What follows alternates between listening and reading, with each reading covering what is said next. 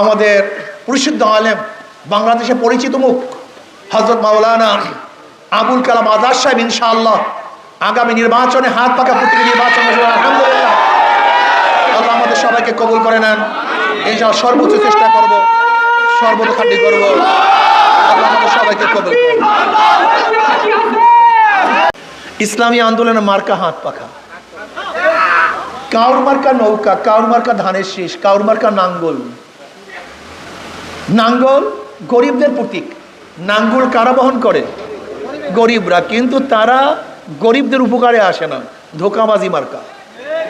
নৌকা চালায় কারা? গরিবরা না ধনীরা?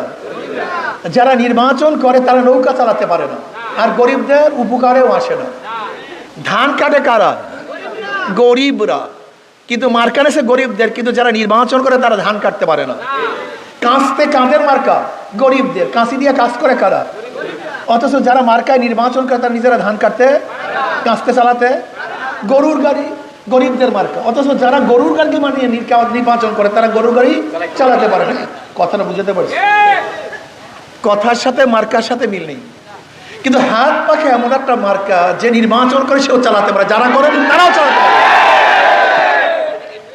হাত পাখা শান্তির প্রতীক। ইসলামী আন্দোলন, ইসলাম অর্থ শান্তি, মার্কার মধ্যেও শান্তি। ক্ষমতা আসলেও শান্তি, কথা ঠিক না? ধানের শেষ বুকে নিয়ে কেউ ঘুমায় না, নৌকা বুকে নিয়ে কেউ ঘুমায় না, নাঙ্গল কেউ কলিজার উপরে রাখিয়ে ঘুমায় না, কিন্তু এই হাত পাখা ঘুমের সময় কলিজার উপরে হাত পাখা এমন এক মার্কা যার কথার সাথে কাজের সাথে হুবাহু মিল আছে। আমি বিশ্বাস করি ইনশাআল্লাহ আজকে হোক কালকে হোক, যদি হাত পাকা ক্ষমতা আসে তাহলে জনগণই মুক্তি পাবে, জনগণ শান্তি পাবে, জনগণের অধিকার প্রতিষ্ঠিত হবে। কাজে আল্লাহ আমাকে আমাদের সবাইকে আল্লাহর জমিন আল্লাহর হুকুমত কায়েম করে দুনিয়াতে মুক্তি, আখিরাতে শান্তির ব্যবস্থা করে দেন।